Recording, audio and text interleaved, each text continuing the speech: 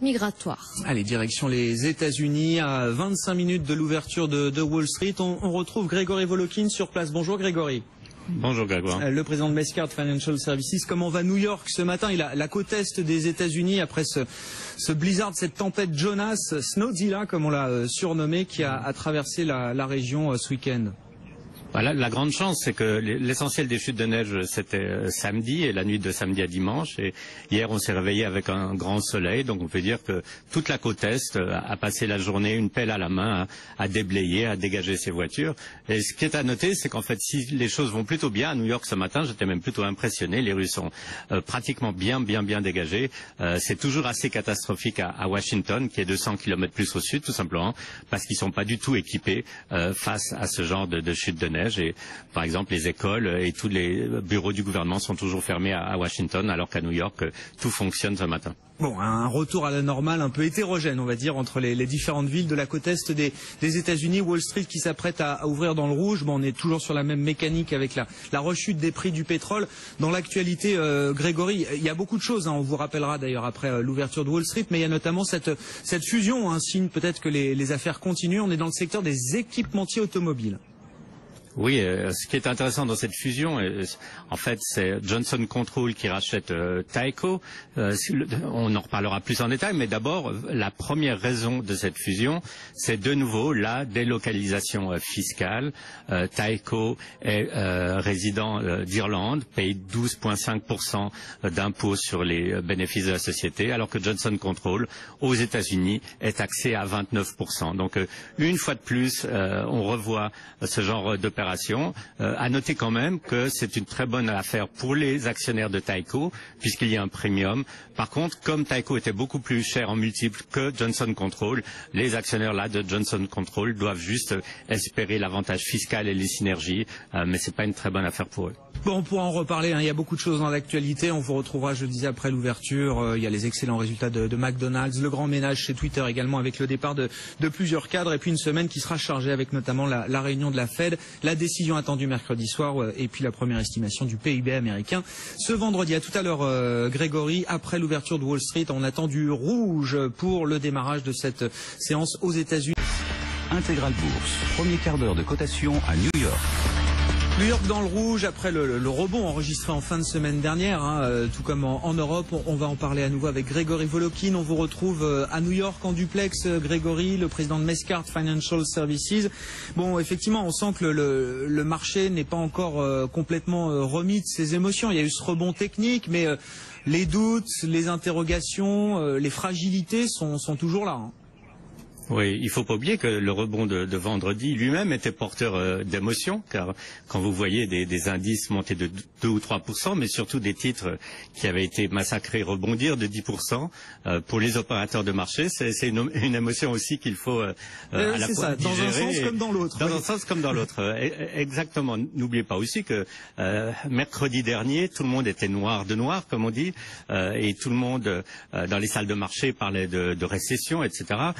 Je dirais que le rebond qu'on a eu en fin de semaine dernière a écarté cette conversation, et même à lire la presse américaine ce matin, c'est pas du tout le problème. Évidemment qu'on parle de la neige et de la tempête de neige, mais on dit mais on a peut-être un peu exagéré ce sentiment négatif qu'on avait depuis le début de l'année, que pour le moment aussi bien les résultats des entreprises qu'on a à se mettre sous la main que les données des statistiques économiques ne laissent en tout cas pas prévoir une récession. Bon, ce sera une semaine chargée du point de vue de l'agenda macro, Banque centrale évidemment Fed avec la décision attendue mercredi, le PIB, la première estimation du 4e trimestre ce vendredi, et puis les résultats d'entreprise, vous le disiez Grégory. On peut s'arrêter un instant sur ceux de McDonald's qui sont excellents. Le titre d'ailleurs s'en sort bien contre la tendance et progresse de 1,5% actuellement.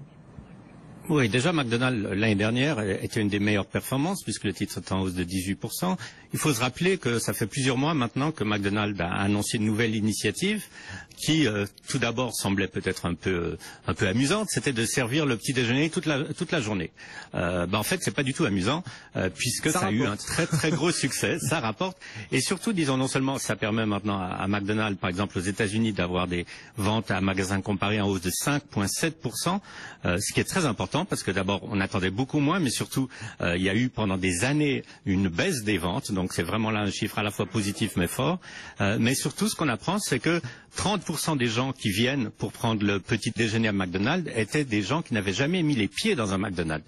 Donc ça veut dire qu'une compagnie aussi grande et aussi ancienne que McDonald's est en train de pouvoir rénover sa base de clients, et ça c'est très très bien reçu par les marchés. Bon, un vivier de nouveaux clients donc pour McDonald's grâce à ces petits déjeuners toute la journée. Le titre donc qui gagne entre 1,5 et 2% sur la publication de ces résultats. Alors il y a un stock, une action en tout cas en revanche qui est fortement sous pression depuis un bon petit moment, et ça continue aujourd'hui, c'est Twitter. Alors il y a un grand ménage là qui est fait du côté du top management. Il y a plusieurs exécutifs qui partent et des managers de haut rang, d'autres qui arrivent a priori. Enfin ce remaniement là, ça n'a pas l'air de rassurer le marché à court terme en tout cas là, Grégory.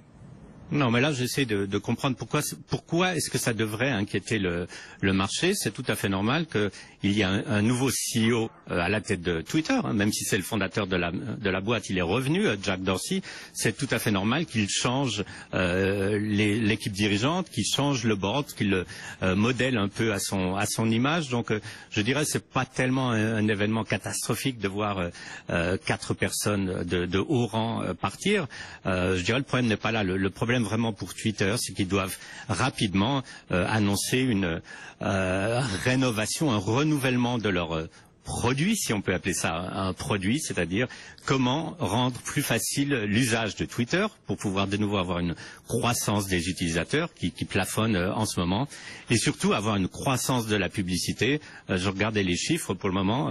Twitter a 2,7% de la publicité sur le portable contre 20% pour un Facebook et 30% pour un Google. Donc ils sont très loin derrière, mais avec quand même 320 millions d'utilisateurs, ce n'est pas rien. Donc moi, je n'enterre pas encore Twitter. Je pense que c'est une très mauvaise passe pour la compagnie, mais qu'elle peut encore vraiment avoir des très beaux jours devant elle. Twitter, sous les $17 en baisse de 5,5%. Et puis il y a cette fusion, on en parlait tout à l'heure avant l'ouverture, donc dans les équipements automobiles, c'est Johnson Control qui va racheter Tyco, avec toujours alors l'idée d'abaisser le niveau de taxe, puisque là le siège de Tyco est aujourd'hui en Irlande, le siège du nouveau groupe, évidemment, il va rester en Irlande. Oui, c'est exactement ça. Donc ça, c'est la première chose. On passe pour les actionnaires, pour Johnson Control, de 29% d'impôt à 12,5%. Évidemment, c'est une grosse différence. L'autre chose, c'est que Johnson Control est une compagnie qui est très exposée au secteur automobile. Là, elle va se séparer de son activité de construction de sièges de voitures, et elle va augmenter avec l'acquisition de Tyco son exposition au secteur de la construction, puisqu'en fait Johnson Control est un des plus gros producteurs d'air conditionné industriel, et Tyco est une compagnie vraiment spécialisée dans tout ce qui est anti-feu et alarme. Donc on peut imaginer au niveau de la construction ou dans le bâtiment une alliance à ces niveaux-là. Mais puisque tout ça semble un peu tiré par les cheveux, je dirais vraiment c'est surtout le fait de réussir à avoir un taux d'imposition beaucoup plus bas et des synergies. Je vous répéterai une fois de plus, ces compagnies qui font ce genre d'opération, c'est qu'elles ne trouvent plus vraiment de croissance interne, et elles pensent aussi que leurs marchés sont mûrs, et que comme ça on détourne l'attention des investisseurs pendant un certain temps. Bon, le titre Tyco alors qui gagne 5-6% sur cette nouvelle, alors que le titre Johnson Control lui aussi progresse. Bon, on a, je le disais, Twitter qui est en nette baisse. On surveillera les résultats d'Apple. Ce sera demain soir, évidemment. Ce sera un événement comme à chaque fois. On aura l'occasion d'en reparler avec vous, Grégory. On vous retrouve chaque après-midi pour commenter l'actualité des marchés américains, des marchés qui sont dans le rouge à Wall Street, en Europe. On recule de 0. L'actualité des entreprises, McDonald's a peut-être trouvé une solution, pas la solution, mais une solution pour faire repartir un petit peu ses ventes. Il s'agit des petits déjeuners servis 24 heures sur 24. Ça, c'est quelque chose que McDo a lancé à l'automne dernier. Apparemment, ça marche. On a appris aujourd'hui que les résultats du groupe avaient bondi de 10% au quatrième trimestre 2015 par rapport à 2014.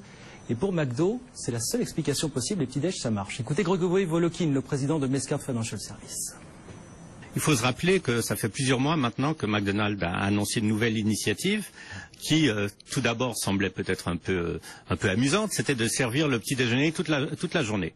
En fait, c'est pas du tout amusant puisque ça a eu un très gros succès, ça rapporte, et surtout, disons, non seulement ça permet maintenant à McDonald's, par exemple aux États-Unis, d'avoir des ventes à magasins comparés en hausse de 5,7%, ce qui est très important parce que d'abord on attendait beaucoup moins, mais surtout il y a eu pendant des années une baisse des ventes, donc c'est vraiment là un chiffre à la fois positif mais fort. Mais surtout, ce qu'on apprend, c'est que 30% des gens qui viennent pour prendre le petit déjeuner à McDonald's étaient des gens qui n'avaient jamais mis les pieds dans un McDonald's. Donc ça veut dire qu'une compagnie aussi grande et aussi ancienne que McDonald's est en train de pouvoir rénover sa base de clients, et ça c'est très bien reçu par les marchés. Voilà, donc il y avait des Américains qui n'avaient pas encore mis les pieds chez McDo. Grégory Volokin, président de Mescart Financial Services, avec nous aujourd'hui sur BFM. Adidas va-t-il prendre ses distances avec